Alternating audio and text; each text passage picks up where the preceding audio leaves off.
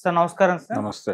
Sir YCP పార్టీకి అందులో ఉన్న సినిమా వాళ్ళు రిజైన్ చేయడం మనం చూస్తున్నాం సార్. ఆలీ గారు ఆల్రెడీ రిజైన్ చేసేసారు. ఇప్పుడు అదే బాటలో పోసాని గారు కూడా రిజైన్ చేయబోతున్నట్టుగా వార్తలైతే వినిపిస్తున్నాయి సార్. ఆయనైతే ఎలక్షన్ ఫలితాల తర్వాత ఎక్కడా కూడా కనిపించట్లే. ఒక అజ్ఞాతంలోకి వెళ్ళిపోయారని చెప్పొచ్చు.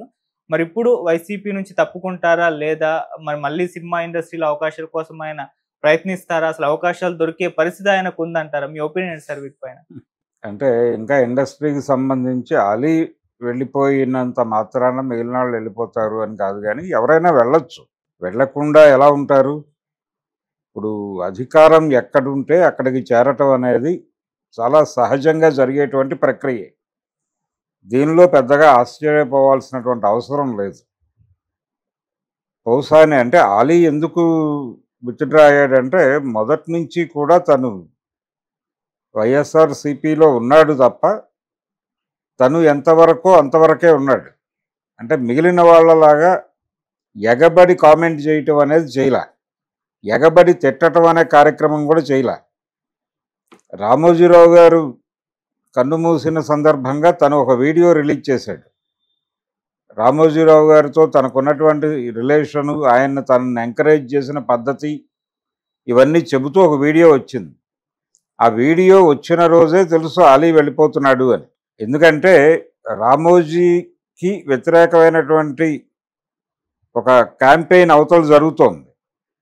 ఇక్కడేమో ప్రభుత్వం వాళ్ళ ఖర్చుతో ఆయనకు ఒక సంస్మరణ సభ పెట్టి, అది రామోజీరావు గారి సంస్మరణ సభ అనే పేరుతో కూటమి విజయోత్సవ సభ జరిపారు వాళ్ళు.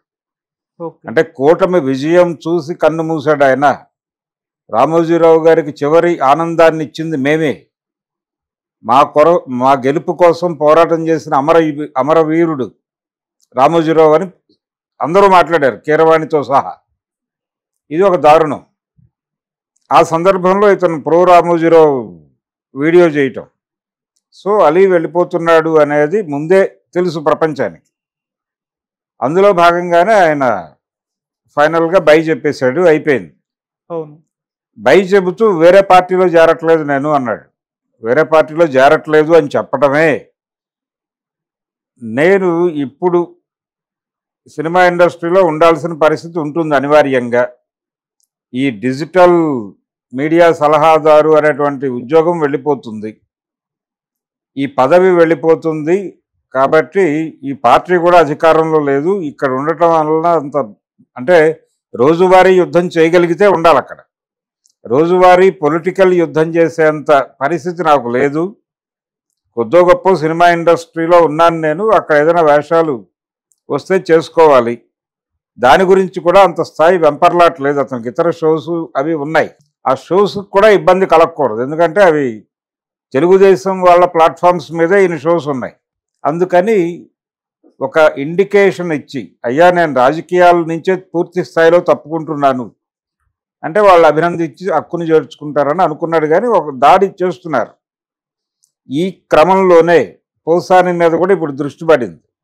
పోసాని పరిస్థితి ఏంటి? చాలా దూకుడుగా మాట్లాడాడు అతను, చాలా దూకుడుగా మాట్లాడాడు. రామోజీరావు గారిని అయితే రామోజీరావు గారు అని మనం అంటున్నాం, కానీ ఉరై రామోజీరావు అన్న లెవెల్లో ఆయన మాట్లాడాడు.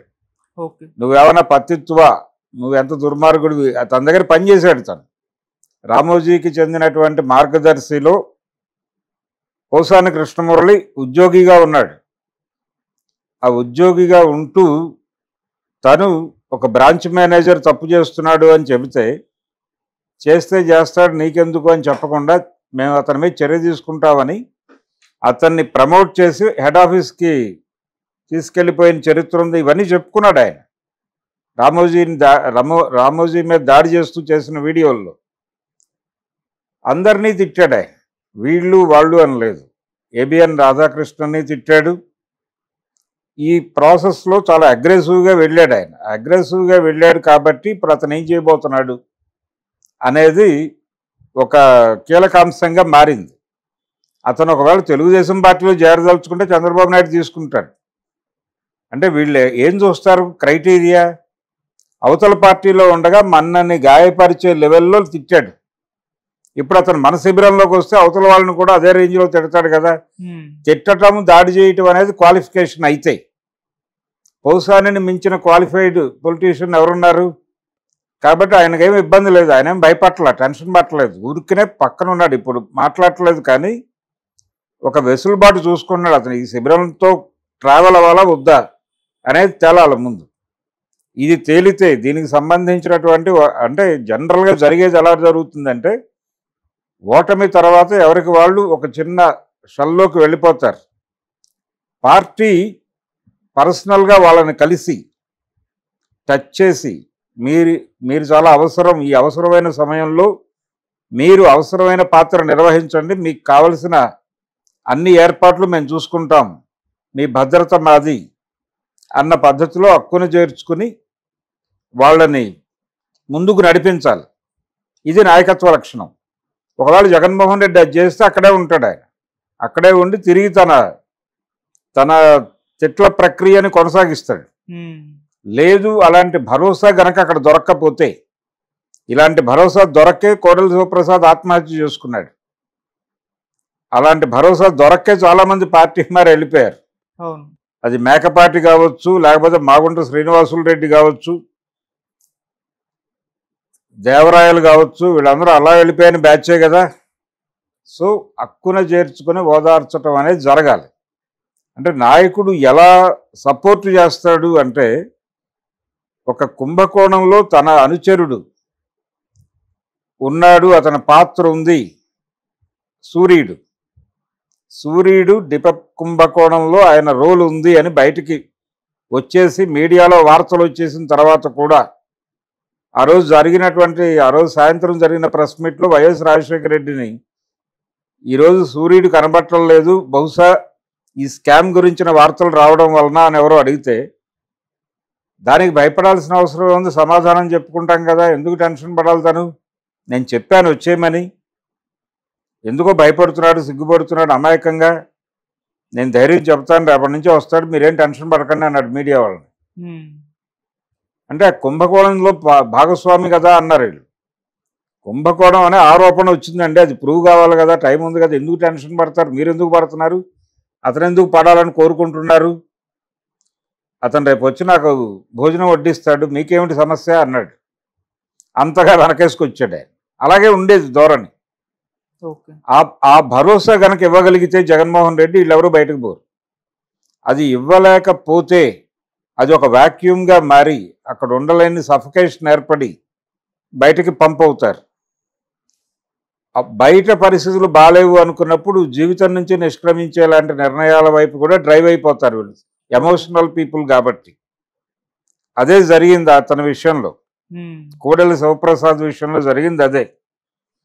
ఆ హైలీ ఎమోషనల్ పర్సనాలిటీకి ఇంట్లో క్రైసిస్ మొదలై పార్టీ నుంచి సపోర్ట్ లేక చంద్రబాబు నాయుడు ముఖం చాటేసి ఫైనల్గా అతని మరణానికి కారణమయ్యారు వీళ్ళందరూ. కోడెలని చంపింది జగన్మోహన్ రెడ్డి చర్యలో మరొకటో కాదు, అది ఒక కారణం మాత్రమే. కేవలం తను చంద్రబాబు సపోర్టుగా మనకు నిలబడటం లేదు అనేది అతన్ని ఎక్కువ బాధించి ఆత్మహత్య వైపు డ్రైవ్ చేసింది. అందుకని ఆత్మహత్యలన్నీ హత్యలే అనుకుంటే చంద్రబాబుని అరెస్ట్ చేయాలి ఆ కేసులో, కోడెల కేసులో. అందుకని జగన్మోహన్ రెడ్డి గారు ఇవన్నీ పరిగణనలో తీసుకుని తన కోసం ఎన్నికలకు ముందు ఫైట్ చేసిన వాళ్ళని ప్రొటెక్ట్ చేయాల్సిన అవసరం ఉంది. ఆ ప్రొటెక్ట్ చేసి వాళ్ళలో మొరల్ నింపి ఏమీ కాలేదు, మన యుద్ధం కొనసాగిద్దాం, మళ్ళీ మనమే గెలవబోతున్నాం. ఇప్పుడు వైనాట్ 175 అనే నినాదంతో కదా నువ్వు బూస్ట్ ఇచ్చావు. ఇక్కడ ఏం జరిగిందో, ఎలా గెలుపు కూటమికి సాధ్యమైందో, పార్లమెంట్లో ఈ ఎంపీల అవసరం ఎంత కీలకమైందో ఇవన్నీ చూశాడు ఆయన. కాబట్టి కొంచెం వ్యూహాత్మకంగా వ్యవహరించి పోసాని లాంటి వాళ్ళని కాపాడుకోగలిగితే వాళ్ళు తన సైన్యంగా పనిచేస్తారు. దానికోసమే వెయిట్ చేస్తున్నాడు పోసాని. అది వచ్చేసి ఆయన ఒకసారి భుజం తడితే మళ్ళీ తన తిట్ల ప్రహసనాన్ని మొదలుపెట్టేస్తాడు ఆయన. చంద్రబాబు నువ్వెంత అనగలడు, కాన్సిక్వెన్సెస్ ఎలాంటివైనా ఫేస్ చేయడానికి పెద్ద ఇబ్బంది పడే మనిషి కాదు అతను. పిలిచి లేదు అరెస్ట్ చేస్తున్నాం, కేసులు పెడతాం అన్నా కానీ ఇప్పుడు ఎవరు సీరియస్గా స్టాండ్లు ఎవరు ఎవరు మార్చలేదు కదా. పోసానితో పాటు ఇంకో క్యారెక్టర్ ఉంది, రోజా. సినిమాతో రిలేట్ అయి ఉన్నటువంటి పొలిటీషియన్, వైఎస్ఆర్సీపీలో ఉన్న వాళ్ళలో రోజా సినిమాతో లింక్ ఉన్నటువంటి ఒక క్యారెక్టర్. సో ఆవిడ మీద కూడా రకరకాల ట్రోల్స్ జరుగుతున్నాయి. ఆవిడ ఒకసారి బయటకు వస్తే బాగుండు మాట్లాడాలని చాలామంది చూస్తున్నారు. ఆవిడ కూడా ప్రస్తుతం క్రైసిస్లో ఉంది. వీళ్ళందరినీ తిరిగి రోడ్డు మీదకి పంపు చేయటం ద్వారా జనంలో ఒక భరోసా నింపగలుగుతాడు జగన్మోహన్ రెడ్డి. మేమెవరం డిప్రెషన్లో లేము అని ఆ ఇండికేట్ చేయడానికైనా పోసానిని, రోజాని ఇలాంటి వాళ్ళని తీసుకొచ్చి మాట్లాడించడం మొదలు పెట్టాలి. ఇంకా ప్రతిపక్షంగా తను ఏ పాత్ర నిర్వహించాలి, ఎలా ఈ 5 ఏళ్ళు నడపాలి సినిమాని అన్న విషయంలో ఇంకా పూర్తి అవగాహన జగన్మోహన్ రెడ్డికి వచ్చినట్టయితే కనబట్టలేదు. రాకపోవడం వల్లనే పోసాని వెళ్ళిపోతాడా, రోజా వెళ్ళిపోతుందా, ఇంకోళ్ళు వెళ్ళిపోతారా అనే చర్చలు జరుగుతున్నాయి జనంలో. అందుకని ఇమ్మీడియట్గా ఈ చర్చలు ఆగాలంటే ఆయన యాక్టివ్ అవ్వాలి. ఆయన బెంగళూరులోనో ఎక్కడో రెస్ట్ తీసుకునే ప్రోగ్రాంలో ఉన్నాడు. అక్కడి నుంచి వచ్చేసి ఈ జెండా ఎత్తి మళ్ళీ తను నడవడం మొదలు పెడితే మిగిలిన వాళ్ళు అసెంబ్లీ అవుతారు.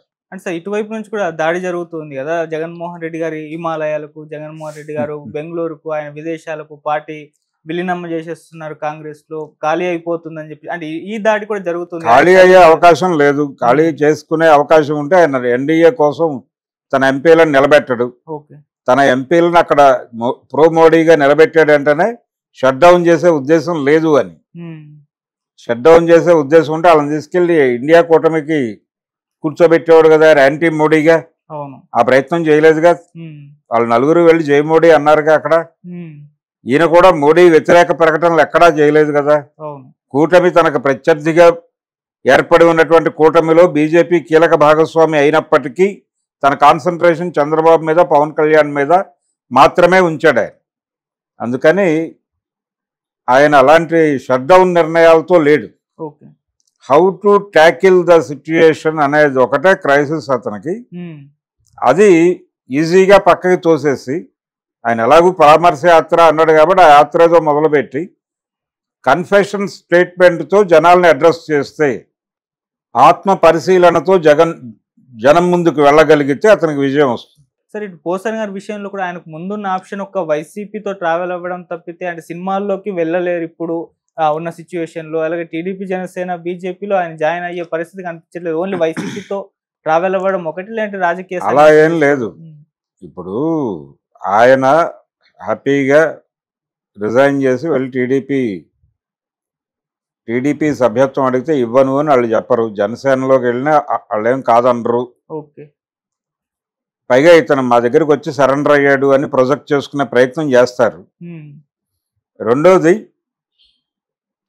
ఇన్ని తిట్టినటువంటి మనిషిని ఎలా హక్కును చేర్చుకుంటారని మనం అనుకుంటాం, కానీ వాళ్ళకి అది ఉండదు. ఈ తిట్టడం అనేది క్వాలిఫికేషన్. ఆ శిబిరంలో ఉండగా మన్ని తిట్టాడు, మనం గాయపడ్డాం. ఇప్పుడు మన శిబిరంలోకి వస్తే అవతల వాళ్ళని కూడా అలాగే గాయపరుస్తాడు కదా.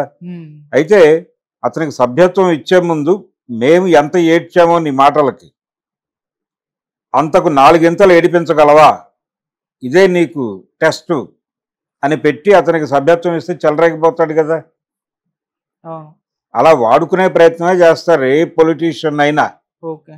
అందుకని పోసానికి ఆ రకమైన ఇబ్బంది కదా. తన పర్సనల్గా ఏమిటి అనేది తేల్చుకోవట్లే. ఇంకా అది తేల్చుకున్న రోజు ఆయన ఓపెన్ అవుతాడు. కానీ అతన్ని కాపాడుకోవాల్సినటువంటి అవసరం జగన్కు ఉంది. దాని మీద దృష్టి పెడతాడని అనుకుందాం, ఆశిద్దాం.